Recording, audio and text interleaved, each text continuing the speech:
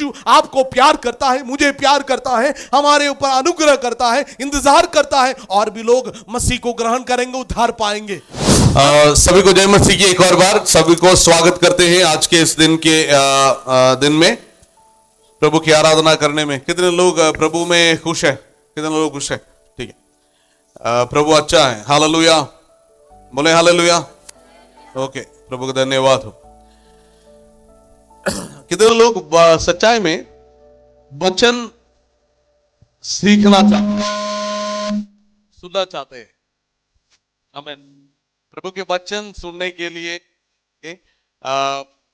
प्रभु के वचन ही है जो हमें आजाद करता है, आशीष देता है। इस वचन को सुने और इस वचन के अनुसार चलने के लिए प्रभु मदद करे।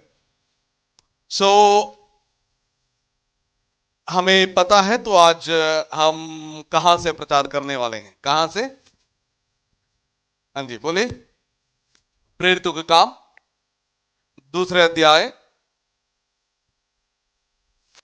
हाँ जी,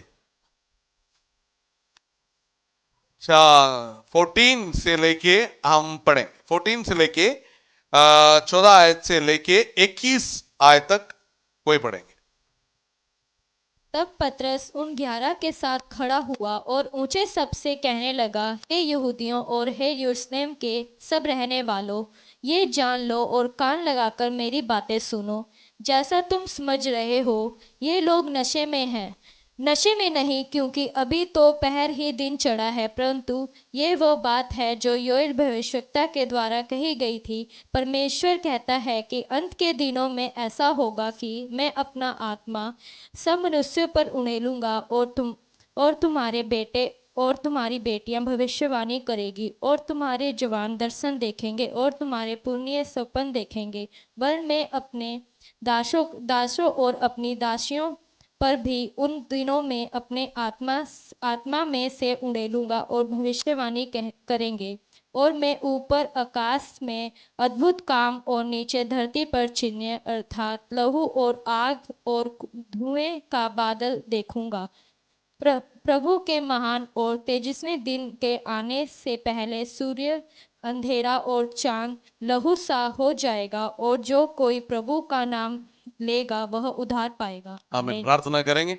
प्रभु यीशु, धन्यवाद करते हैं इस वचन के लिए। प्रभु जी, जीवित वचन प्रभु जी आपने आज हमें दिया। प्रभु जी, इस वचन से मदद करने के लिए आप हमें मदद करें। जिस आत्मा ने प्रभु जी लिखा है उसी आत्मा के द्वारा व्याख्या करने के लिए भी आप हमें सहायता करें। प्रभु जी, आप प्रभु आपसे सुनना चाहते हैं। प्रभु जी, आप हर एक दिलों को प्रभु जी आप दिलों में कार्य करें। परमेश्वर, हमारे कान को, दिलों को खोल, ताकि आपके सच्चे जीवित वचन को हम ग्रहण कर पाए। प्रभु जी धन्यवाद, यीशु के नाम से मांगते हैं।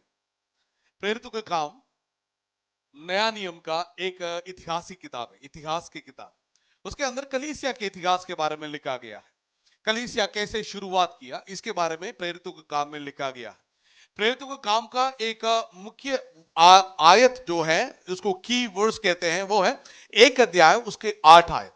1 अध्याय उसका 8 आयत में कहते हैं कि जब पवित्र आत्मा तुम्हारे ऊपर उतर आएगा तो तुम सामर्थ पाओगे और तुम क्या करोगे? मेरे लिए गवाह ठहरोगे। अलग अलग जगह दिया और बताया तुम गवाह ठहरोगे।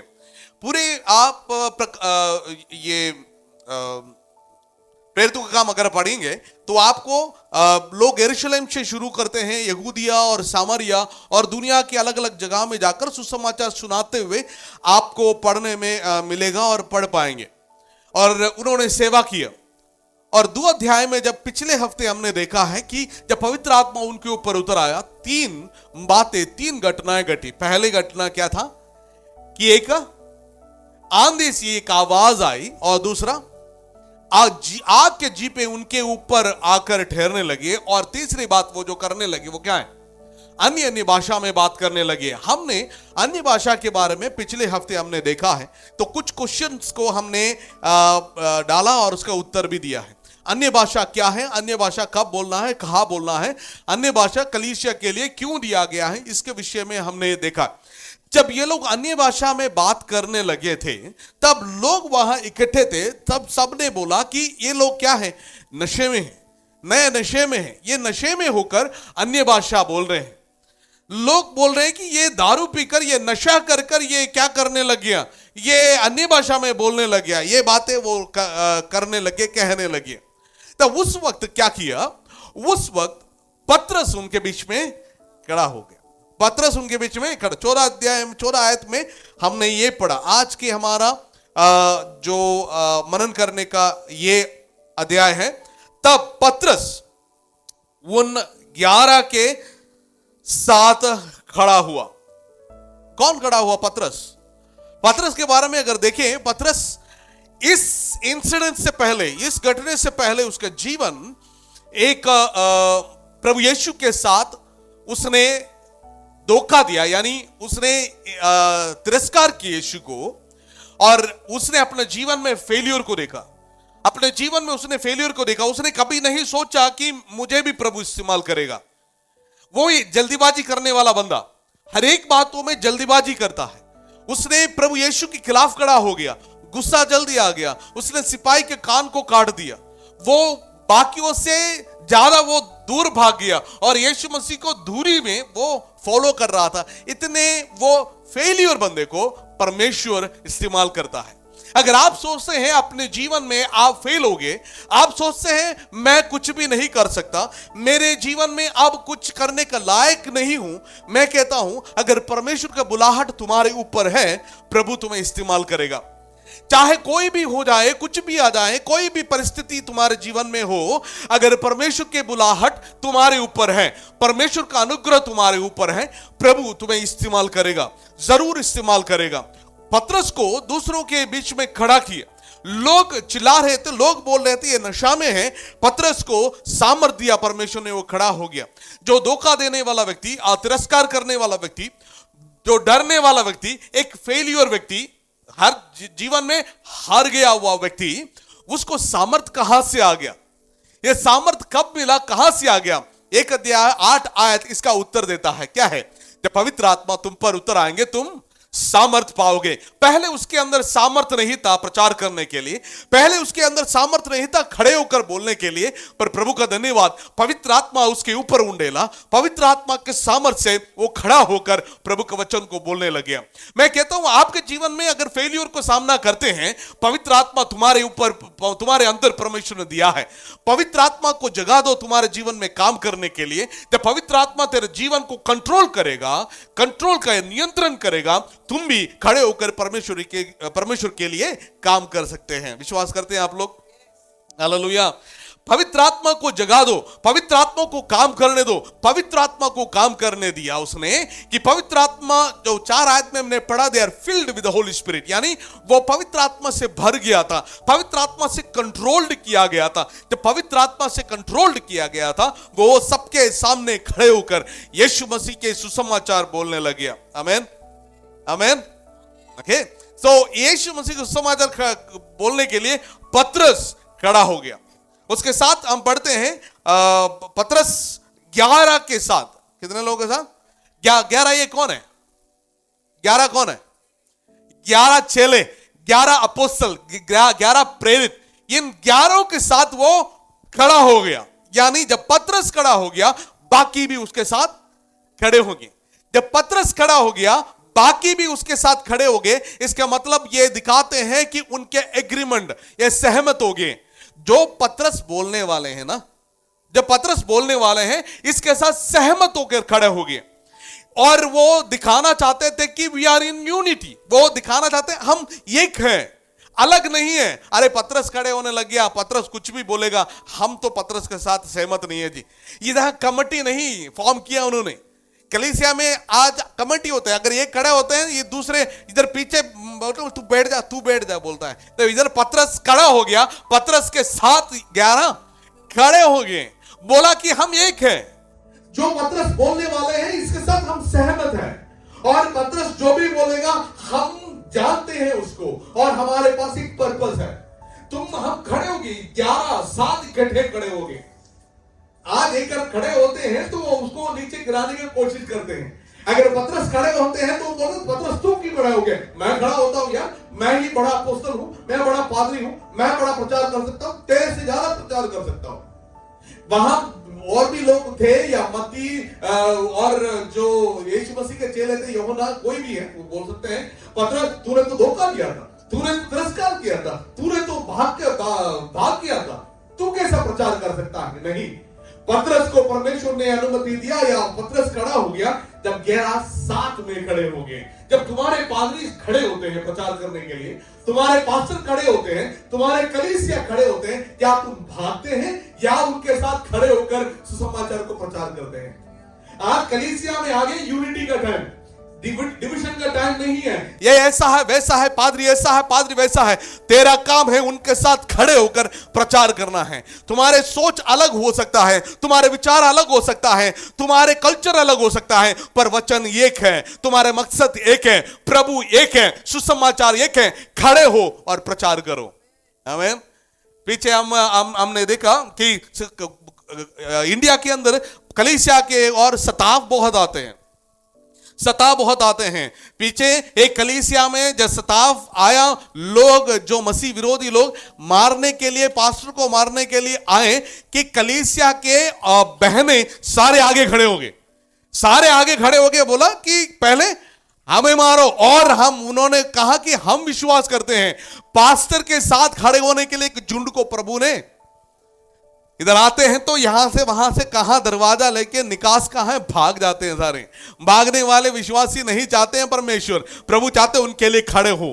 प्रचार करने वाले, सच्चाई बोलने वाले, सुसमाचार सुनाने वाले के साथ खड़े होकर 11 मिलकर खड़े हो गए, इकट्ठे खड़े हो गए, इकट्ठे खड़े हो गए। पतरस को बोला तुम प्रचार करो, हम प्रार्थना सपोर्ट तुझे दे देंगे। हालेलुया। जब इधर खड़े होकर प्रचार करते हैं, आपको होना चाहिए कि प्रार्थना करें वहां बैठकर। शायद आपके बगल में बैठने वाले, आपके परिवार, ऑनलाइन सुनने वाले, देखने वाले, कोई किसी को यीशु का जरूरत है, किसी को कोई परेशानी में है, मुश्किल में है, दुख में है, तकलीफ में है। अगर आप नहीं प्रार्थना करेंगे, प्रभु कैसे उनके जीवन में कार्य करेगा? आप बोलेंगे अरे ये बंदा आ गया, हर हफ्ते उठ के आता है, कुछ ना कुछ बोल के जाता है।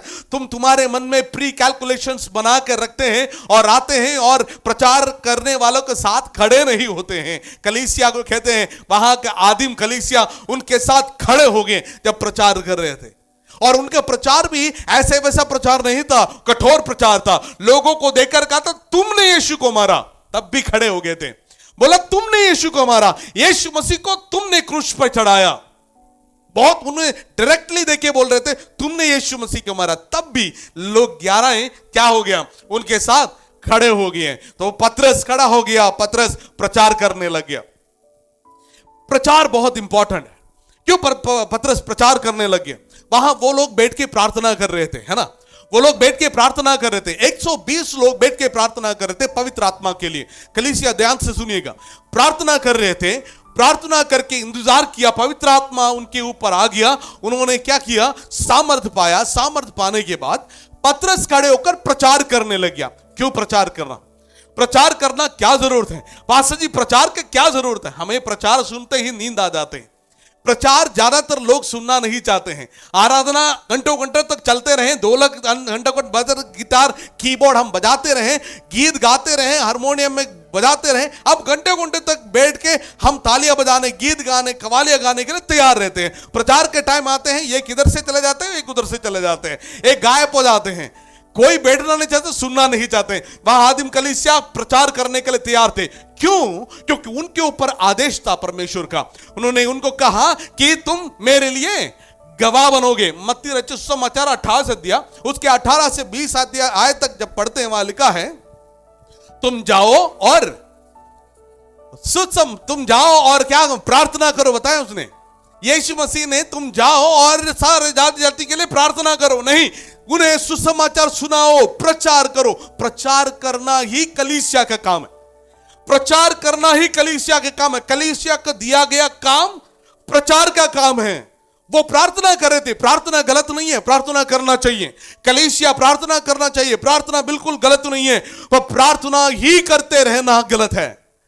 हम प्रार्थना के ऊपर प्रार्थना, प्रार्थना के बाद प्रार्थना के सभाएं इकट्ठे आयोजन करते हैं। उपवास प्रार्थना हो, वेटिंग प्रेयर हो, है ना, इंतजार करने वाला प्रार्थना हो, और हम प्रेयर मीटिंग रखते हैं, ईटिंग प्रेयर रखते हैं, चैटिंग प्रेयर रखते हैं, सारा प्रेयर रखते हैं, पर प्रचार नहीं करते हैं।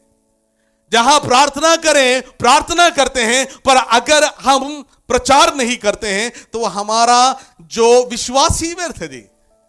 और हम देखो, आप अगर रोमियो का पत्री कहते हैं, वहां लिखा है प्रचार करने वाले के बगैर कैसे लोग सुनेंगे। प्रचार करने के लिए किसको रखा है परमेश्वर ने, बोलिए? प्रचार करने के लिए किसको रखा है? हमें रखा है, पास्टर को नहीं, हमें, सबको, सबके। वहां यहां पत्रस प्रचार करता है, पर इसके बाद विश्वासी हर लोग जाकर प्रचार करता है। हर लोग जाए, सारे लोग जाकर प्रचार करते हैं। प्रचार जो जिम्मेदारी सबके लिए दिया गया है, सबका काम है, आपका काम, मेरा काम है, तो हमें प्रचार करना जरूरी है। प्रार्थना करते करते बैठा नहीं वहां। एक प्रभु के दास ने ऐसा कहा, मैं 365 दिन मैं मेरे देश के लिए प्रार्थना करूं, 365 दिन 24 घंटे और 7 दिन मिलके मैं बैठ के मैं अपने देश के लिए प्रार्थना करूं कि मेरे देश बच जाए। मेरे प्रार्थना के बाद भी लोग नरक जाएंगे। मैं 365 दिन प्रार्थना करने के बाद भी लोग नरक जाएंगे जब तक मैं प्रार्थना के बाद निकल के प्रचार ना करूं। काम का नहीं है प्रार्थना, काम का नहीं है प्रार्थना। मुझे प्रार्थना नहीं है, मुझे प्रार्थना और प्रचार, प्रार्थना और प्रचार, प्रार्थना और प्रचार जाना चाहिए। प्रार्थना और प्रचार दोनों पांव की तरह है। एक लेग अगर प्रार्थना है, दूसरा प्रचार है, तभी आगे बढ़ पाएंगे। प्रार्थना प्रचार, आगे बढ़ना है तो प्रार्थना भी चाहिए, प्रचार भी चाहिए। जब कलीसिया पहले प्रार्थना किया, उसके बाद प्रार्थना में ही बैठा नहीं रहा, उन्होंने खड़ा हो गया, पतरस खड़ा होकर उनके बीच में प्रचार करने लग गया। प्रचार बहुत इंपॉर्टेंट है जी। प्रचार हम सुनना नहीं चाहते हैं, क्योंकि प्रचार कई बार बोरिंग होते हैं। प्रचार हम सुनना नहीं चाहते हैं, प्रचार सुनते ही हमें नींद आ जाते हैं, क्योंकि हम प्रचार के वैल्यू, यानी प्रचार के अंदर के सच्चाई, प्रचार के अंदर के प्रभाव को हम समझा नहीं है, हमें पता नहीं है अभी, हम समझना नहीं चाहते हैं। मैं आपको बताना चाहूंगा कि प्रचार यानी वचन का प्रघोषण या वचन का प्रचार करना, इससे ही लोगों के अंदर विश्वास आता है। वचन कहता है कि विश्वास सुनने से, और सुनना मसीह के वचन से आते हैं, विश्वास मसीह के वचन से आते हैं। सो हमें प्रार्थना करना चाहिए कलीसिया को, और कलीसिया को प्रचार भी करना चाहिए। और उसने क्या प्रचार किया? पतरस का प्रचार एक बहुत अद्भुत प्रचार है। अद्भुत प्रचार इन द सेंस लाइक पहला प्रचार, कलीसिया का पहला प्रचार। कलीसिया शुरू हुआ, पहला सरमन, पहला प्रचार कर रहे हैं। पवित्र आत्मा आने के बाद, सामर्थ देने के बाद पहला प्रचार कर रहे हैं। मेरे साथ है आप लोग? पहला प्रचार कर रहे हैं। वो प्रचार कर रहे हैं। इस प्रचार के अंदर जो बातें उसने जो बोलेंगे उसके बारे में हम देखेंगे, पर यह प्रचार बहुत इंपॉर्टेंट है, बहुत मुख्य है, महत्वपूर्ण है हम सबको समझने के लिए। 15 आयत वो कहता है, 15 आयत में लिखा है, जैसे तुम समझ रहे हो ये लोग नशे में नहीं है, क्योंकि अभी तो पहर ही दिन चढ़ा है, परंतु ये वह बात है जो योवेल भविष्यवक्ता के द्वारा कही गई है। ओके, अब पतरस खड़े होकर वो कहता है कि ये लोग नशे में नहीं है, ये लोग जो भी अभी करते हैं ये पवित्र शास्त्र में पहले ही लिखा गया है। It is a fulfilment of the prophecy which is done by Joel the prophet। योवेल नबी ने पहले से जो भविष्यवाणी किया गया था, इसका पूर्तिकरण है, ये हो रहा है। वो प्रचार में देखिए, बहुत सुंदर बात ये है कि पतरस प्रचार शुरू करते ही उसने अपने बारे में बात नहीं किया, बल्कि वो लोगों को कहते हैं कि ये जो भी हो रहा है ये वचन के अनुसार हो रहा है। क्या हो रहा है? एक वचन के अनुसार हो रहा है। मैं कहता हूं तुम्हारा प्रचार, सबका प्रचार वचन में लोगों को लेके जाना चाहिए। तुम्हारा प्रचार कहां लेके जाना चाहिए? वचन में लोगों को लेके जाना चाहिए। अगर प्रचार सुनते हैं, प्रचारक तुझे वचन में लेके नहीं आते, वचन के आधार नहीं देते, वचन के अनुसार प्रचार नहीं करते, वो प्रचार नहीं है। मूसा कहते हैं कि मैं अपना मनगढ़ंत कहानी नहीं बताऊंगा, तुम मुड़ कर देखो, तुम्हारे योवेल नबी ने पहले से ही भविष्यवाणी किया है। क्या किया है? कि जो अभी हो रहा है ये सब कुछ लिखा है, सब कुछ लिखा है। जो प्रचार अपने मन मर्जी से प्रचार नहीं करता, प्रचार करता है वचन से प्रचार करता है। आपका प्रचारक आपको परमेश्वर के वचन की ओर लेकर जाना चाहिए, आपके ध्यान को वचन की ओर केंद्रित करना चाहिए, ना कि अपना जीवन की ओर, ना कि कोई कहानी की ओर, ना कि कोई फिलॉसफी की ओर, ना कि कोई इतिहास की ओर। परमेश्वर के वचन के ऊपर केंद्रित करना चाहिए। वो प्रचार है, वचन के अनुसार प्रचार है। आमीन। वो उस वचन के अनुसार वचन के पास उन्हें लेकर आया, वचन के पास उन्हें लेकर आया और कहा कि ये पहले से ही लिखा है, पहले से लिखा है। अगर कोई वचन से प्रचार नहीं करते हैं उनको ना सुनिए।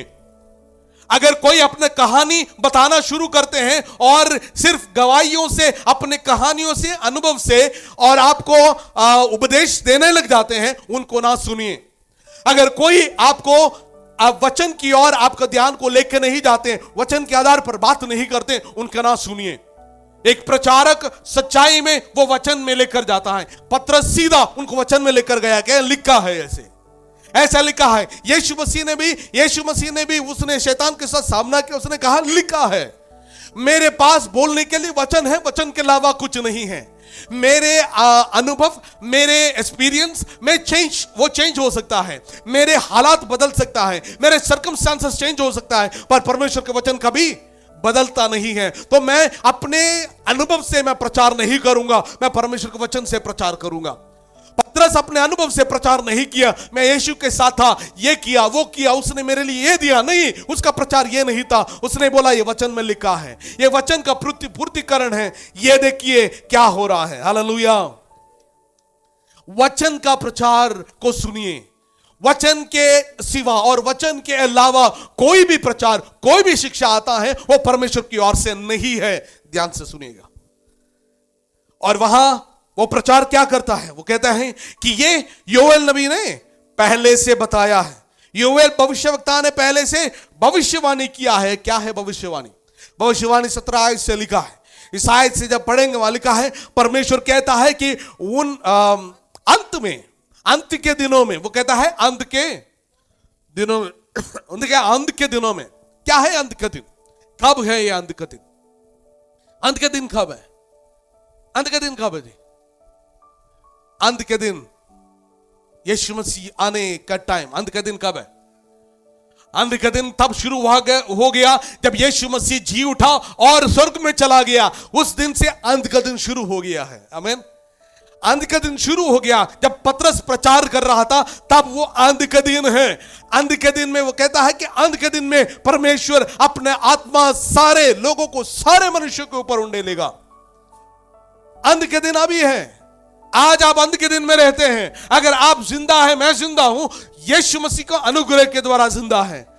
यीशु मसीह अभी आया नहीं है, अभी दुनिया के अंत हुआ नहीं है, क्योंकि यीशु आपको प्यार करता है, मुझे प्यार करता है, हमारे ऊपर अनुग्रह करता है, इंतजार करता है, और भी लोग मसीह को ग्रहण करेंगे, उद्धार पाएंगे। अंत के दिनों में रहते हैं। हमें समय का कोई मतलब नहीं है, हमें कोई समय का मतलब नहीं है। हमें अंत का दिन आए, कल आज खत्म हो गया, हमें कोई मतलब नहीं है। आज हमारा फोकस अंत के दिनों से हटकर हमारे दिनों में लग गया। अभी मेरा दिन है, मेरा काम है, मेरा टाइम है, अपना टाइम। हाँ, अपना टाइम। पहले से बोल रहा था अपना टाइम आएगा, अभी आ गया अपना टाइम। जियो। ये अपना टाइम नहीं है, ये परमेश्वर का टाइम है, ये अंत का टाइम है। This is the last days. ये लास्ट डेज है। इस समय में क्या है? हमें परमेश्वर की आने के लिए अपने जीवनों को तैयार करना है। तैयार करना परमेश्वर चाहता है, यही प्रभु चाहता है। कितने लोग को ये पता है कि हम अंत के दिनों में रहते हैं? कितने लोगों को मालूम है हम अंत के दिनों में रहते हैं? हमें सुसमाचार सुनाने का जरूरत, इंपॉर्टेंस अभी कितने लोगों को पता है? यीशु जल्दी आने वाला है, समय अधिक नहीं है। हम प्रचार करते हैं, आप भी प्रचार करते हैं, आप भी गीत गाते हैं, गाते यीशु आ जाओ, फिर हम अपने लिए स्वार्थ रहते हैं। इधर लिखा है अंत के दिनों में क्या करेंगे कि मैं अपने आत्मा सारे मनुष्य के ऊपर उंडेलूंगा और तुम्हारे बेटे और तुम्हारे बेटियां भविष्यवाणी करेंगे और तुम्हारे जवान दर्शन देखेंगे और तुम्हारे पूर्णीय स्वप्न देखेंगे। वर्ण मैं अपने दासों और अपने दासियों पर भी उन दिनों में अपने आत्मा से उंडेलूंगा और वे भविष्यवाणी करेंगे। आमीन, हालेलुया। वहां अंत के दिनों में जो होने वाले बातों के बारे में बता रहे हैं, वो बता रहे हैं कि अंत के दिनों में मैं क्या क्या करने वाला हूं, मैं क्या क्या करने वाला हूं। अंत के दिनों में मैं क्या करूंगा, आत्मा को उंडेलूंगा और तुम्हारे बेटे बेटियां और तुम्हारे जवाने स्वप्न देखेंगे, भविष्यवाणी करेंगे, दर्शन देखेंगे। आज हमारे अंत के दिनों में हमारे नौजवान जवान लोग बेटे बेटियां क्या देखते हैं? स्वप्न तो देखते हैं, कहां का स्वप्न देखते हैं? दर्शन देखते हैं, कहां का दर्शन देखते हैं? तुम्हारे जीवन में तुम्हारे जीवन में दो दर्शन होते हैं, एक तो शादी करने का स्वप्न और दूसरा बाहर जाने का स्वप्न। ज्यादातर मैं हमारे जवानों के बारे में नहीं बात कर रहा हूं। आज जवानों के बीच में मोटिवेशन की कैसे भी हमें सेटल होना है। हमारा दर्शन, हमारा विजन, हमारा स्वप्न सब हमारे लिए बन गए, हमारे लिए बन गए। वहां लिखा है कि ये भविष्यवाणी करेंगे, वचन से प्रचार करेंगे, दर्शन देखेंगे, लोगों को वचन को बताएंगे। परमेश्वर बताया कि सभी के ऊपर परमेश्वर की आत्मा उंडेलेंगे। किसके ऊपर? किसके ऊपर? सारे मनुष्य के ऊपर, सारे मनुष्य के ऊपर, सब मनुष्य के ऊपर। उसमें जात नहीं है, उसमें कोई रंग नहीं है, उसका कोई देश का पक्षपात नहीं है। सभी के ऊपर, सारे मनुष्य के ऊपर क्या करेंगे? आत्मा को उंडेलेंगे। हालेलुया। सारे मनुष्य के ऊपर आत्मा को उंडेलेंगे। वो क्या कहता है कि वो सारे लोग दर्शन देखेंगे, स्वप्न देखेंगे और भविष्यवाणियां करेंगे, भविष्यवाणियां करेंगे। आज भविष्यवाणी करने का काम हमारे कलीसिया के ऊपर दिया गया है। भविष्यवाणी मतलब वचन के अनुसार का प्रचार। उन दिनों में जब ये लिख रहे थे तब वचन कंप्लीट नहीं था, वचन लिखा गया नहीं था, तो उनको वचन से उनको बताना पड़ता था, समझाना पड़ता था, उनको प्रचार करना पड़ता था। उसको भविष्यवाणी कहते हैं। उन दिनों में हम कलीसिया को जिम्मेदारी दे रखा था कि भविष्यवाणी करना है, भविष्यवाणी करना। आज क्या आप स्वप्न देखते हैं? आप भविष्यवाणी करते हैं? हमारे सपने क्या होते हैं? हाँ जी, हमारे स्वप्न होते हैं खाला कुत्ता आ गया पास्टर जी प्रार्थना करना। रात को रात को सपने में काला कुत्ता आ गया पास्टर जी प्रार्थना करना, डर गया था। मुझे पता नहीं क्या हो गया, ये हमारा दर्शन हो, ये हमारा स्वप्न हो गया। स्वप्न कितने लोग स्वर्ग के बारे में स्वप्न देखते हैं, कितने लोग यीशु मसीह का जो स्वप्न देखते हैं। जैसे याकूब ने देखा था वो जो सीढ़ी लगाया हुआ था स्वर्ग की ओर, और वो क्या है, वो स्वर्गीय जो दूत उतरते चढ़ते हुए देखा। ऐसा स्वप्न कौन देखता है? आजकल देखते नहीं है। आज स्वप्न देखते हैं, मैं जा रहा था जहाज में बैठ के, मैं इधर को जा रहा था, मैं गिर गया, मैं डूब गया, मैं मर गया। यह स्वप्न हो गया। क्योंकि तुम्हारे लिए सोचते हो इसलिए ऐसे स्वप्न आता है। प्रभु के लिए सोचो, परमेश्वर अपने स्वप्न को तुम्हारे अंदर दे देगा, अपने दर्शनों को तुम्हारे अंदर देगा। तुम वचन का प्रचार करो, परमेश्वर का राज्य का प्रचार करो, परमेश्वर का राज्य का सोच रखो, राज्य के दर्शन तुम पाओगे, राज्य के दर्शन तुम पाओगे। जो सोचता है वो रात को आकर अटैक करता है। अगर शैतान को सोचेगा तो रात को वो आएगा स्वप्न में, बल्कि तू वचन का प्रचार करेगा, वचन पढ़ेगा, वचन में बने रहेगा, वचन के बारे में सोचेंगे, वचन रात को तुम्हें स्वप्न में आकर तुमसे बात करेगा। कितने लोग दर्शन देखते हैं वचन के लिए, परमेश्वर के राज्य के लिए स्वप्न देखते हैं। परमेश्वर के राज्य के लिए कितने लोग दर्शन देखते हैं, कितने लोग दर्शन देखते हैं कि वचन फैलना चाहिए, मेरा भारत मसीह को ग्रहण करना चाहिए, मेरा भारत में यीशु मसीह का प्रचार हर जगह फैल गया, लोग यीशु को ग्रहण किया, लोग यीशु को ग्रहण कर रहे हैं। ऐसा दर्शन कितने लोग देख रहे हैं। मेरे जवान मसीह के पीछे जा रहे हैं, वचन के अनुसार जी रहे हैं, कलीसिया के स्थापना हो रहे हैं, गांव में, शहरों में यीशु मसीह का प्रचार किया जा रहा है। यह दर्शन कितने लोग देखते हैं। आज कलीसिया के अंदर दर्शनों के कम है, जवानों के बीच में दर्शन नहीं है, देयर इज नो विजन, दर्शन नहीं है, इसलिए हम कलीसिया ऐसे की ऐसे रहते हैं। जवानों के बीच में दर्शन नहीं है। तुम्हारा दर्शन सिर्फ तुम्हारे लिए सीमित है, तुम्हारे परिवार के लिए सीमित है, तुम्हारे भविष्य के लिए सीमित है। कितने लोग का दर्शन नाश होने वाले लोगों को प्रचार करने का दर्शन रखते हो। कितने लोग जो नाश होने वाले लोगों को सुसमाचार सुनाने का दर्शन रखते हो। आज हम बच्चों को भी सिखाते हैं, ऐसा दर्शन देखा ना करो, ऐसा दर्शन देखा करो, तुम्हें कर्जे से हमें छुड़ाने वाला दर्शन देखा करो। नहीं, चाहे कर्जा आए, मुश्किलें आए, परिवार में दिक्कतें आए, मेरे बच्चों को मैं ऐसा दर्शन दिखाऊंगा, देखने के लिए सिखाऊंगा। जाओ, जाति जाति में सुसमाचार सुनाओ और उन्हें चेला बनाओ, पिता पुत्र पवित्र आत्मा के नाम से बपतिस्मा देने का दर्शन मैं दिखाऊंगा। कितने बच्चे सोचते हैं मैं जाऊंगा, मैं गांव में जाऊंगा, मैं शहरों में जाऊंगा, यीशु मसीह का सुसमाचार सुनाऊंगा, ये मेरा दर्शन है। दर्शन की कमी है, हम दर्शन नहीं देखना सिखाते, कलीसिया में सिखाते नहीं है, परिवारों में सिखाते नहीं है। हमें सिखाना चाहिए।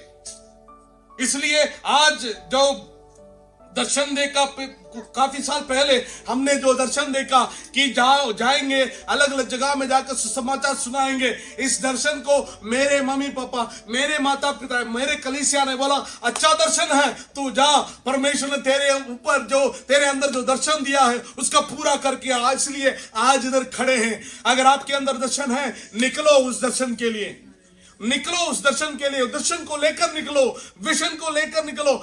वचन कहते हैं विजन के बिना, दर्शन के बिना लोग नाश हो रहे हैं, नाश हो रहे हैं। आज दर्शन की कमी है जी, हम दर्शन की कमी है। हमारा दर्शन सिर्फ मोबाइल में रहते हैं, हमारा दर्शन मोबाइल में हम सीमित रहते हैं। हम यहां जो कहते हैं वो ही देखते हैं, यहां जो बोलते हैं वो ही हम देखते हैं। इसके आगे सोचने के लिए हमें मन नहीं है, हम पसंद ही नहीं करते हैं। तुम्हारा दर्शन परमेश्वर की ओर से हो, पवित्र आत्मा की ओर से हो कि वचन और सुसमाचार जाति जातियों में जाकर प्रचार करना है। हालेलुया।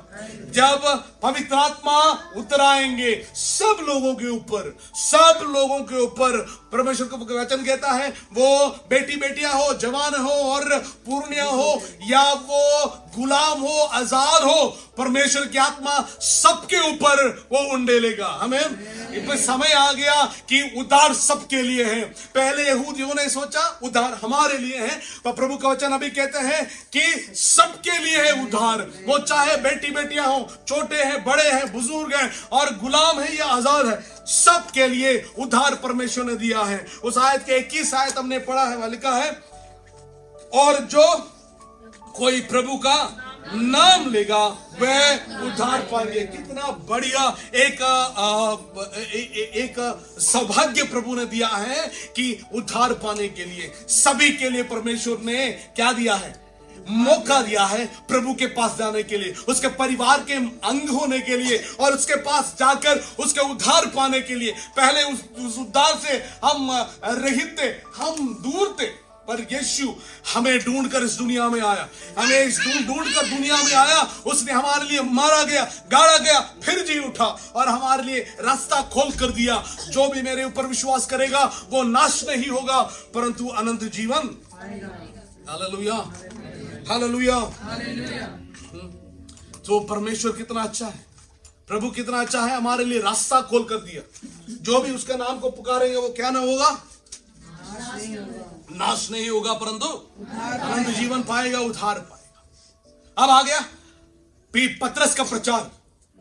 पतरस पहले बोला उनको कि क्या है ये जो भी बात हो रहे हैं वो क्या है, भविष्यवाणी किया गया था, ये भविष्यवाणी किया गया था। अब उसका प्रचार में आते हैं, उसके प्रचार वो करना शुरू किया।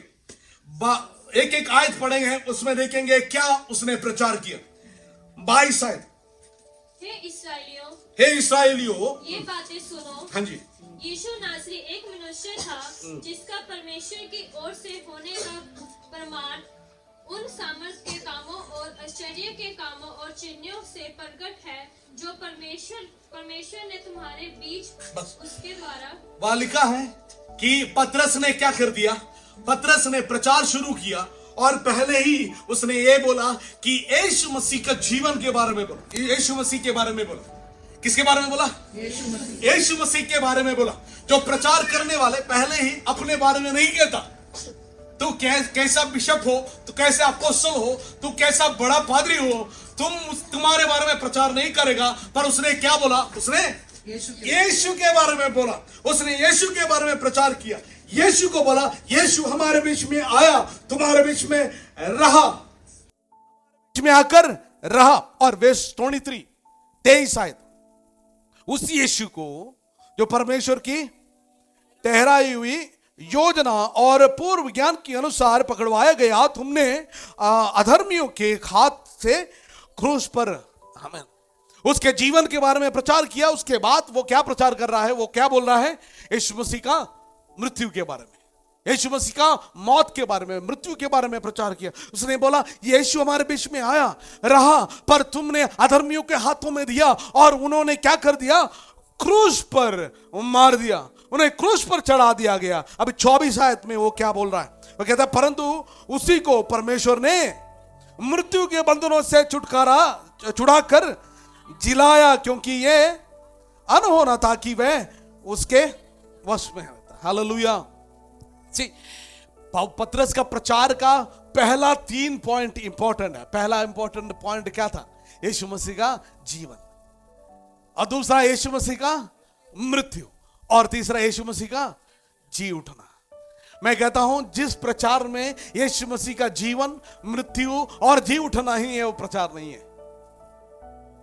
जिस संदेश में यीशु मसीह का जीवन, मरना और जी उठना नहीं है, वो प्रचार नहीं है। चाहे कितना भी मोटिवेशनल प्रचार करो, प्रभाव करने वाला प्रचार करो, जिसमें यीशु मसीह का नाम नहीं, यीशु मसीह का जीवन नहीं, मृत्यु नहीं, जी उठना नहीं, वो प्रचार नहीं है। मैं कहता हूं हर एक प्रचार आपको यीशु के पास, वचन के पास लेके आना चाहिए। जो यीशु का प्रचार नहीं करता है वो प्रचार नहीं है। वो केवल वहां खत्म नहीं होता, वो खत्म नहीं होता, और फिर दोबारा क्या करता है? वो परमेश्वर के वचन को याद दिलाता है, वचन में लेके जाता है, वापस वचन में लेके जाता है। वो वचन में क्या लेके जाता है? 25 में लिखा है, क्योंकि दाऊद उसके विषय में कहता है, कहता है वचन में लिखा है, दाऊद ने लिखा है, दाऊद ने बोला है। मैंने पहले ही बोला, जो भी प्रचार करता है आपको वो वचन में लेके, he should bring you back to the word, वो आपको वचन में वापस लेके आना चाहिए। तू चाहे दुनिया घूमो, पर तुम्हारा आधार वचन के ऊपर होना चाहिए। तुम्हारा प्रचार जो भी करो, पर तुम्हारा आधार कैसे होना चाहिए? वचन के अनुसार होना चाहिए। वो कहता है दाऊद ने लिखा क्या लिखा है? ये प्रभु के सर्वदा अपने सामने देखता है। जो दाऊद परमेश्वर के बारे में भविष्यवाणी करके कहता है, यीशु मसीह के बारे में, उसके आगमन के बारे में, उसके जी उठने के बारे में भविष्यवाणी करके कहता है, प्रोफेसाइड। वो कहता है कि वो अधोलोक में जाने नहीं देता है, क्योंकि तू मेरे प्राण को अधोलोक में ना छोड़ेगा और ना अपने पवित्र जन को सड़ने हो देगा। परमेश्वर कहता है कि वचन कहता है वो सड़ने नहीं देगा, अधोलोक में जाने नहीं देगा। दाऊद के वचन के पास वापस लेके जाता है। फिर 29 आयत, सब बाइबल देखिए, 29 आयत। हे भाइयों, हाँ हाँ, हम्म हम्म हम्म,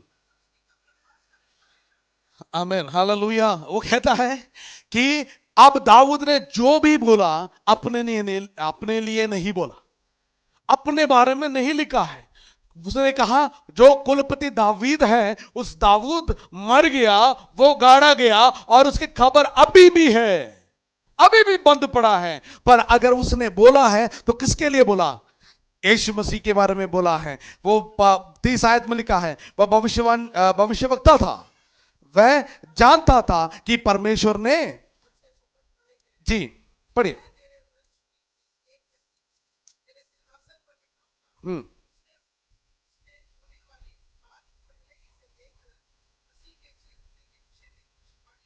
हम्म हम्म, दिलाया, आमीन। पढ़िए।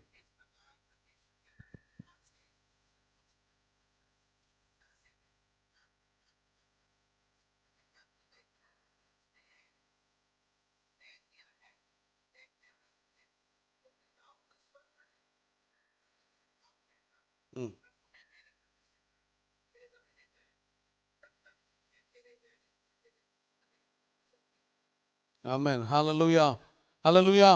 वो लोगों को वापस वचन में लेकर जाके कहता है, दाऊद ने यीशु के बारे में बोला है, यीशु का मृत्यु के बारे में बोला, उसके जी उठने के बारे में बोला, और कहा कि वो जी उठकर वो स्वर्ग में चढ़ गया और पिता के दाहिने और बैठ गया। उसके प्रचार का जो आउटलाइन ये है, यीशु मसीह का जीवन के बारे में प्रचार किया, यीशु मसीह का मृत्यु के बारे में प्रचार किया, यीशु मसीह का जी उठने के बारे में प्रचार किया, यीशु मसीह का महिमामय या तेजस्वीकरण या ग्लोरिफिकेशन के बारे में बात किया है। हालेलुया।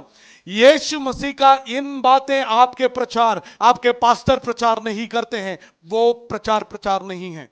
चाहे आप किसी को भी सुनो, जो लोग यीशु मसीह के बारे में प्रचार नहीं करते हैं, वो सुसमाचार नहीं है, वो सुसमाचार नहीं है। और उनको कहते हैं कि तुमने क्या है, तुमने उसको क्रूस पर चढ़ाया, तुमने उसको 36 आयत में लिखा है, अतः अब इस्राएल का सारा घराना निश्चय रूप से जान ले कि परमेश्वर ने उसी यीशु को जिसे तुमने क्रूस पर चढ़ाया, प्रभु भी ठहराया और मसीह भी। उसका कहता है, जिसको तुमने मारा, जिसको तुमने क्रूस दिया, जिसको तुमने निंदा किया, जिसके ऊपर तूने थूका, जिसके सर के ऊपर तूने कांटों के ताज रखा गया, जिसको तूने कहा यह भविष्यवक्ता नहीं है, यह परमेश्वर के वचन के खिलाफ बात करता है, उसको तूने क्रूस दिया, तूने मारा, तो परमेश्वर ने उसको क्या किया, उसको उठाया,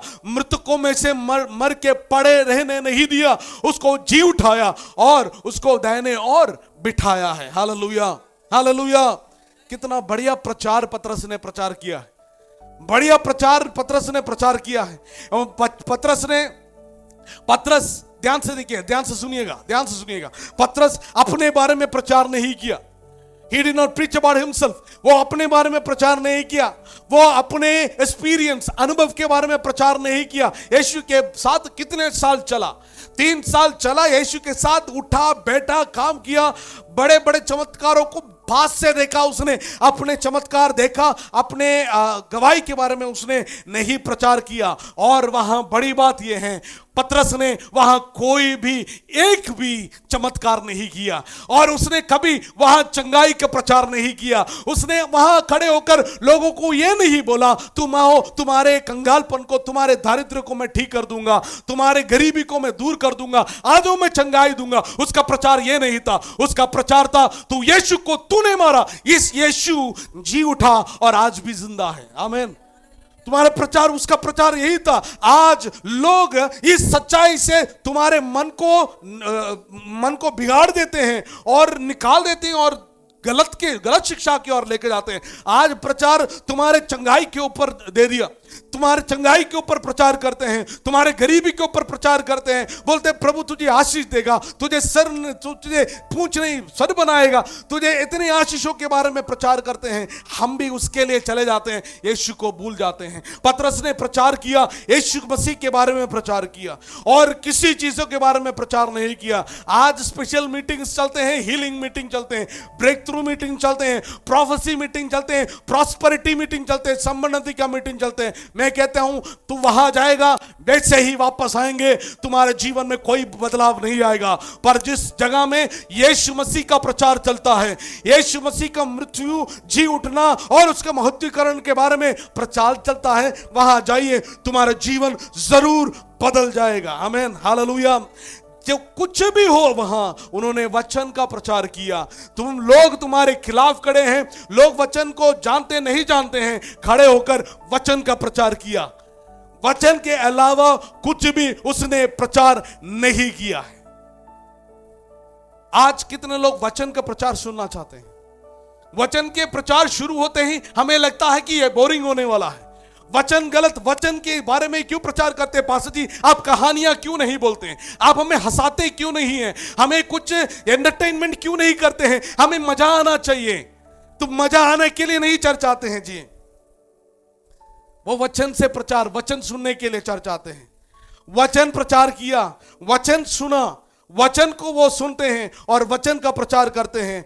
आदिम कलीसिया में कहीं पे भी आप देखिए, आप वचन खोलकर पढ़िए, जहां जहां पासबानों ने, पतरस ने और चेलों ने प्रचार किया, वचन से प्रचार किया, वचन के अलावा कुछ भी नहीं प्रचार किया है। आमीन। और उन्होंने इस वचन को जैसे सुन के क्या हुआ, 27 आयत, जब सुनने वाले के हृदय छिद गए। आमीन। सुनने वाले के हृदय छिद गए हैं। आज ऐसा प्रचार है नहीं, आज ऐसा प्रचार है नहीं। हृदय को छेद करने वाला प्रचार आज सुनने के लिए मिलता ही नहीं है। बड़ी बात यह है, आज ऐसा प्रचार हम सुनना पसंद नहीं करते हैं। आज ऐसा मैसेज सुनना पसंद नहीं करते हैं। पास्टर जी प्रचार करते हैं, मेरे हृदय को लग गया तो बोलते हैं पास्टर जी मुझे टारगेट करके बोल रहे हैं। अगर पास्टर जी प्रचार करने से तुम्हारे हृदय में लग गया है, वो ये नहीं सोचते हैं प्रभु मेरे से बात करना चाहते हैं, ये सोचते हैं पास्टर जी मेरे लिए ही प्रचार किया है। ऐसे जनता के सामने आज रहते हैं हम लोग। इसलिए पास्टर लोग को भी सोच सोच के प्रचार करना पड़ता है। ऐसा सोच के प्रचार करने वाला पास्टर यहां नहीं मिलेगा। अगर तू गलत है तो गलत है, तुम गलत काम करते हो, उसका गलत काम बोलेंगे, वचन से बोलेंगे। मैं किसी के लिए प्रचार तैयार करके नहीं आता, प्रभु जो देता है वो बोलता हूं मैं। किसी के साथ मुझे दुश्मनी नहीं है, किसी को मुझे बोल के सुधार के कोई फायदा नहीं है। जब तक प्रभु आपको नहीं सुधारेंगे, आप नहीं सुधारेंगे, मुझे पता है। जब तक प्रभु आपको नहीं सुधारेंगे, मेरे प्रचार आपको सुधारने वाला नहीं है। सुधारने वाला कौन? तुम्हारे हृदय में बात करने वाला कौन है? परमेश्वर है। आज ऐसा मैसेज हमें चाहिए। बल्कि आज कैसे मैसेज लोग पसंद करते हैं? फील गुड मैसेज, यानी हमें अच्छा लगना चाहिए। पास्टर जी कुछ अच्छा नहीं लगा आज चर्च में, हमें रोंगटे खड़े होना चाहिए, रोंगटे खड़े होना चाहिए। हाँ, बढ़िया प्रचार किया पास्टर जी ने। मैं कहता हूं तुम रोंगटे यहां खड़े होते हैं, बाहर जाके तुम्हारे जीवन खराब हो जाते हैं। रोंगटे अंदर खड़े होते हैं, तुम्हें अच्छा लगता है, यहां से बाहर जाते हैं तुम्हारा जीवन खराब हो जाते हैं। पर यहां कई बार ये कड़वा लगता है सच्चाई, पर तुम्हारे लिए ये बढ़िया है, ये बढ़िया है। हम घर में बच्चों को बोलते हैं ना, घर में पिटाई खाओ कोई प्रॉब्लम नहीं है, बाहर जाकर तुम ठीक रहोगे। अगर घर में पिटाई नहीं खाओगे, पुलिस पकड़ के तुझे पिटाई करेगा, तब तुम जानोगे। जब सुधारना है तो इधर सुधारेंगे। परमेश्वर के वचन जब बात करते, कई बार हृदय में लगता है, लगना चाहिए। अगर नहीं लगता है तो वचन नहीं है, वो लगना चाहिए। अगर वचन बोलते हैं तू पापी है तो पापी है। अगर वचन बोलते हैं तुझे उद्धार चाहिए तो उद्धार चाहिए। अगर वचन बोलते हैं तू प्रभु के साथ सही नहीं है, सही नहीं है, उसको मैं ठीक करने के लिए कोशिश करता हूं। अच्छे फील होने के लिए चर्च नहीं आते। आप अच्छे फील होने के लिए चर्च नहीं आते, परमेश्वर को वचन सुनने के लिए आते हैं। Hallelujah, hallelujah. चर्च इसलिए डिजाइन नहीं किया गया है कि फेक हीलिंग के लिए, जो नकली चंगाई देने के लिए परमेश्वर ने कलीसिया को इस दुनिया में नहीं रखा। अलग अलग हीलिंग मीटिंग्स करने के लिए कलीसिया को प्रभु ने इस जगह में नहीं रखा। परमेश्वर ने कलीसिया को प्रार्थना के द्वारा मनी पैसा कमाने के लिए कलीसिया को इस दुनिया में नहीं रखा। कलीसिया को प्रेयर जो लाइन चला के पैसा कमाई करने के लिए नहीं रखा। कलीसिया को परमेश्वर ने इस संसार में ऑयल बेचने के लिए, तेल बेचने के लिए, पानी बेचने के लिए, रुमाल बेचने के लिए नहीं रखा है। कलीसिया को अगर परमेश्वर ने इस दुनिया में रखा है तो वो सुसमाचार सुनाने के लिए, पापियों को छुड़ाने के लिए रखा है। कितने लोग एग्री है मेरे साथ? आमीन। आज कलीसिया पापियों को छुड़ाने के सिवाय और अलावा वो तेल बेचने लगी है, वो पानी बेचने लगी है, रुमाल बेचने लगी है, अभिषेक बेचने लगी है, पैसे में चंगाई देने लगी है, प्रार्थना करने के लिए पैसा लेने लगी है। पतरस खड़े होकर प्रचार किया, लोग उद्धार पाया, एक भी पैसा नहीं लिया उसने, बल्कि उसने बोला यीशु मसीह में तुम्हें उद्धार है। ये उद्धार सबके लिए है, जो भी यीशु का नाम लेगा वो नाश नहीं होंगे परंतु अनंत जीवन पाएंगे। हालेलुया। कितने लोग आज पंजाब के कलीसिया को बोलेंगे कि तेल बेचना बंद करो, पानी बेचना बंद करो और रुमाल बेचना बंद करो। रुमाल में नहीं उद्धार, यीशु मसीह में उद्धार है। जब तक तुम उद्धार का प्रचार यीशु के वचन से नहीं बोलेंगे, हमारा देश नाश की ओर जा रहे हैं, कलीसिया में लोग बैठे हैं नाश की ओर जा रहे हैं। तो कितना भी बड़ा कलीसिया बनाओ, फैंसी कलीसिया बनाओ, लोगों को यीशु के समाचार नहीं सुनाते हैं, वो बैठे बैठे नरक में जा रहे हैं। मैं आपको कहता हूं, मैं चंगाई का प्रचार करता हूं जो वचन के अनुसार।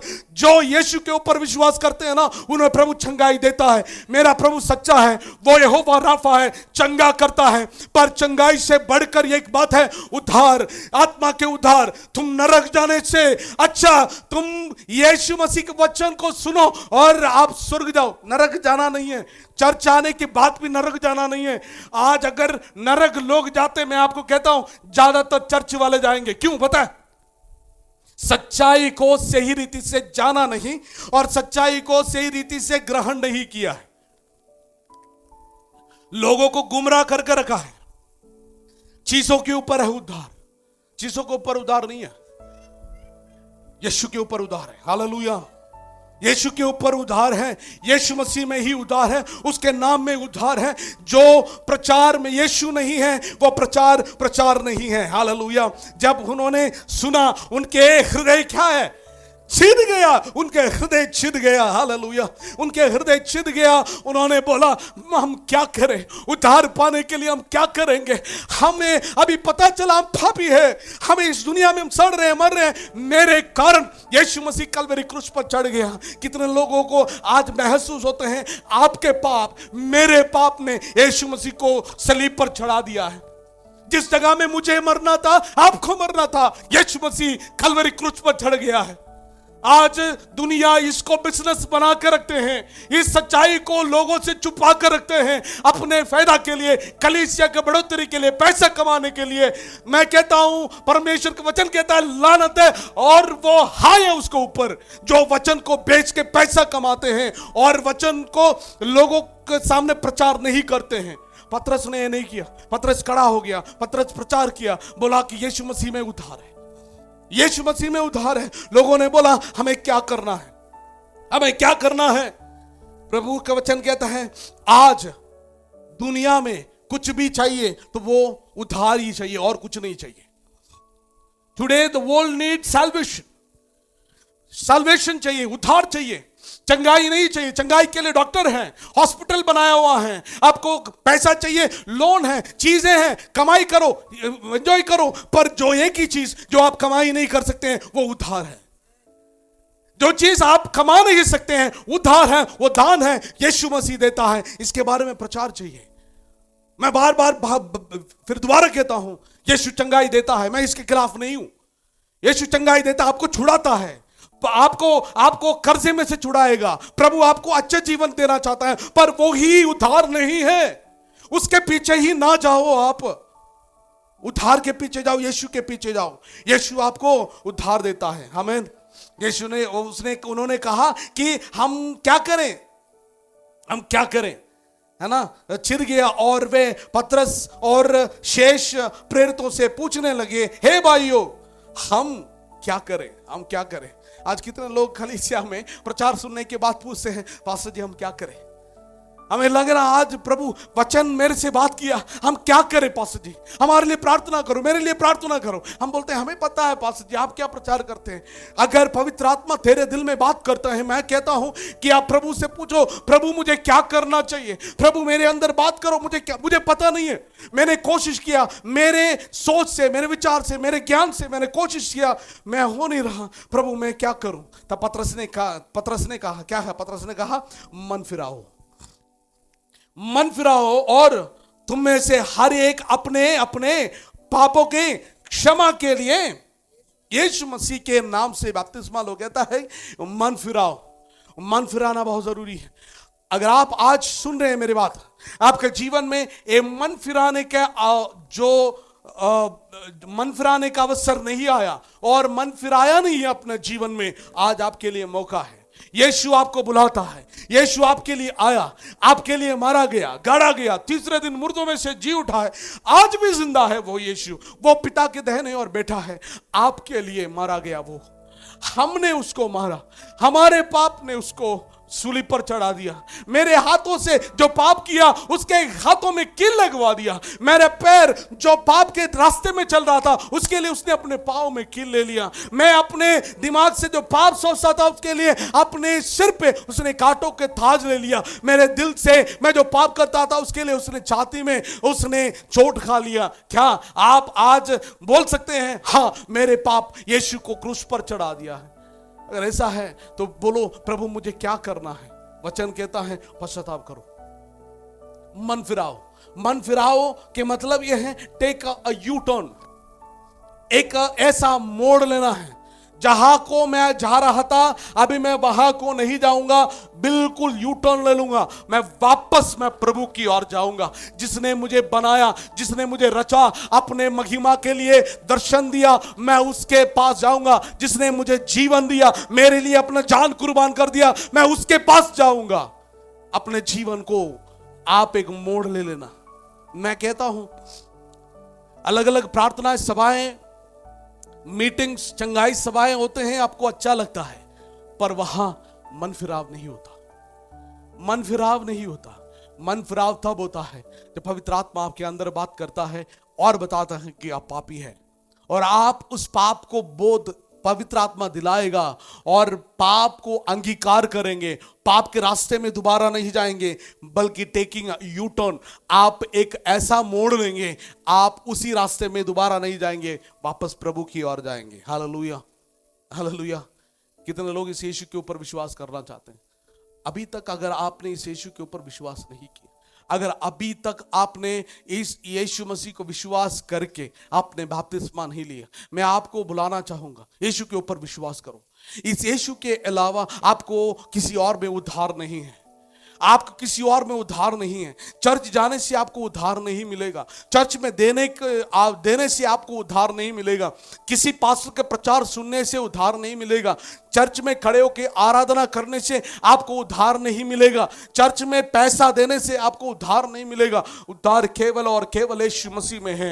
यीशु के ऊपर विश्वास करो, पापों को अंगीकार करो, मन फिराओ और बोलो यीशु मुझे माफ करो, हमें माफ करो, मैंने पाप किया तुम्हारे प्रति प्रभु जी, मुझे छुड़ाओ, मुझे पाप की बंधन से छुड़ाओ, मुझे अपना संतान बनाओ। अगर ये आपका प्रार्थना है, यीशु आपको आत्मिक चंगाई देना चाहता है, आपको छुड़ाना चाहता है, उद्धार देना चाहता है। हालेलुया। मुझे पता है खूब बहुत लोग हैं अभी तक यीशु को ग्रहण नहीं किया।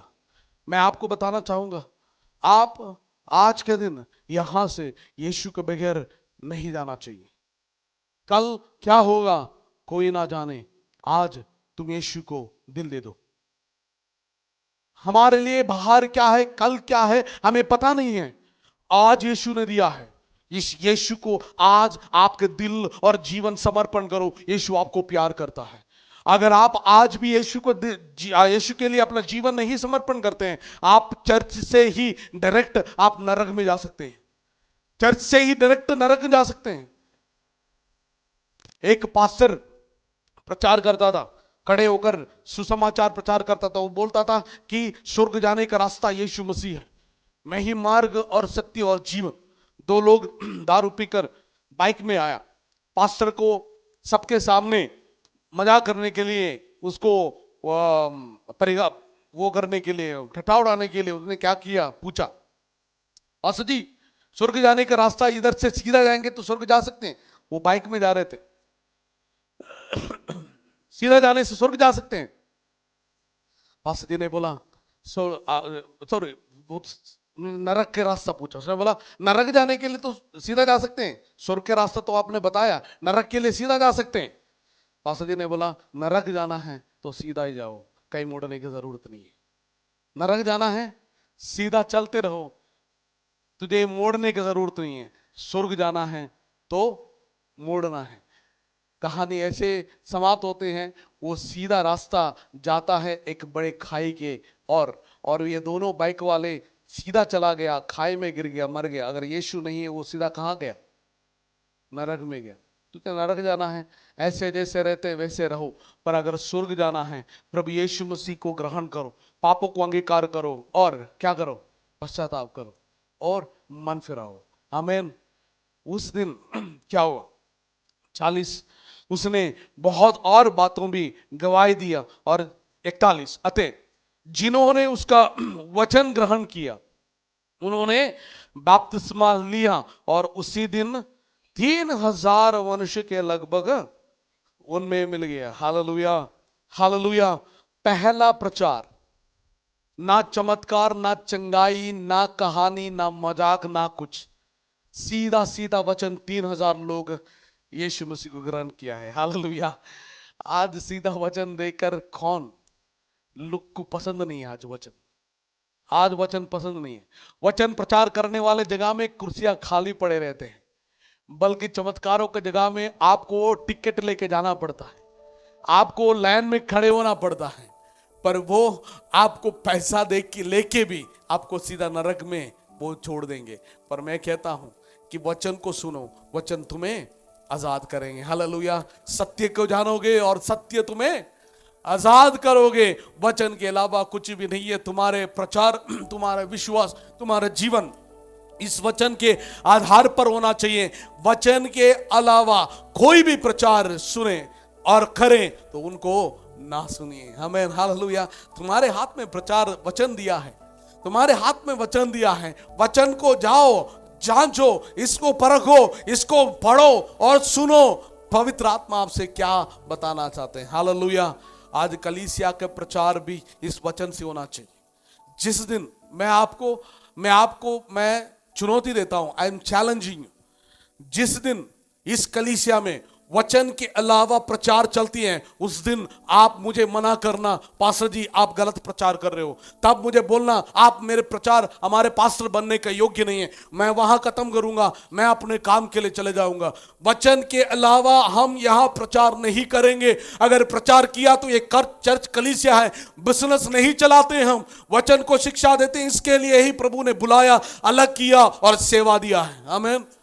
इस वचन के अलावा मेरे पास कुछ नहीं है प्रचार करने के लिए। मेरे अनुभव कूड़े में है, ये बदल जाएगा, ये कुछ भी नहीं है। मुझे शायद चंगाई मिला है, मैं बीमार से मैं ठीक हो गया, चमत्कार हो गया, सब कूड़े में है। मेरा एक बड़ा चमत्कार यीशु ने किया, वो मेरे जीवन को, मेरे प्राण को उसने बचाया है। इससे बड़ा चमत्कार कोई और नहीं है मेरे जीवन में। तुम्हारे जीवन में ही भी यही होना चाहिए। इससे बड़ा और चमत्कार तुम्हारे जीवन में नहीं है। तुम्हारे प्राण को परमेश्वर ने अधोलोक से उसने छुड़ाया और अपना पुत्र और पुत्री बनाया। हालेलुया। अपने एक आंखें बंद करेंगे, सिरों को झुकाएंगे,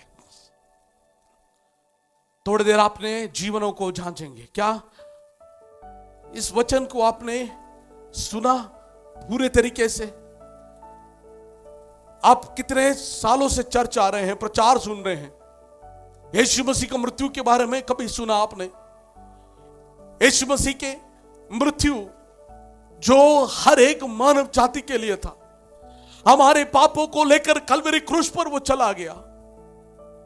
यीशु हमें बचाने के लिए, मानव जाति को पाप से छुड़ाने के लिए, छुटकारा देने के लिए वो दुख उठाया, वो खोड़ों की मार खा लिया। क्यों? आपको और मुझको प्रेम किया, बल्कि हमारे पाप उसको क्रूस पर चढ़ा दिया। इतने लोग आज बोलेंगे प्रभु मैंने बहुत चीजें मैंने सुन लिया जीवन में, पर प्रभु जी आज मैंने इस सुसमाचार को सुनकर मेरे जीवन में तूने बात की, इसलिए धन्यवाद। अगर आपके जीवन में प्रभु बात करता है, आप रुको ना, प्रभु को बोलो प्रभु मेरे पापों को क्षमा करो, प्रभु जी मेरे पापों को क्षमा करो, और प्रभु जी मेरे पापों को धोकर शुद्ध करो परमेश्वर। कितने लोग इस प्रार्थना को कर सकते हैं? बोलेंगे प्रभु यीशु मेरे दिल में आ, तू मेरा छुटकारा देने वाला परमेश्वर, उद्धार देने वाला परमेश्वर, तेरे ऊपर मैं विश्वास करता हूं, तेरे सिवा कोई और नहीं है परमेश्वर। तुम इस दुनिया में आया मेरे लिए प्रभु जी, तूने अपना जान कुर्बान कर दिया, धन्यवाद यीशु।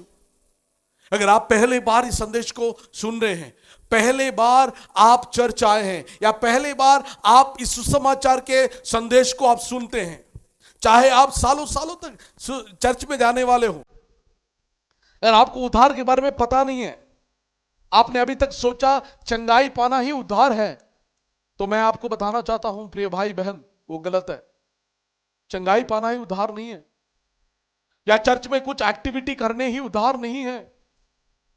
उद्धार ये है कि आप अपने पापों को प्रभु यीशु के सामने अंगीकार करेंगे और मानेंगे कि यीशु मसीह मेरे लिए आया, मेरे लिए मारा गया, मेरे लिए जी उठा और मेरे लिए अभी भी पिता के दाहिने हाथ में बैठकर मेरे लिए प्रार्थना करता है। यीशु मसीह सच्चा जीवित परमेश्वर है। इस बात को कितने लोग विश्वास करेंगे?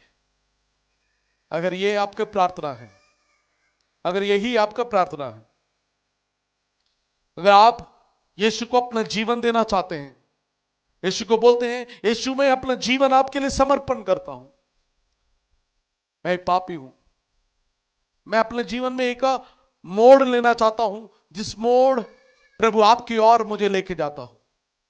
अगर ये आपका प्रार्थना है, अपने हाथ उठाएंगे, हम आपके लिए प्रार्थना करना चाहते हैं। कोई इधर उधर नहीं देखेंगे, आप इधर उधर नहीं देखेंगे। अगर आपके प्रार्थना विषय ये है, पास्टर जी मेरे लिए प्रार्थना करना, मैं यीशु को अपना जीवन देना चाहता हूं, प्रभु आपको आशीष, अपने हाथों को नीचे उतारो।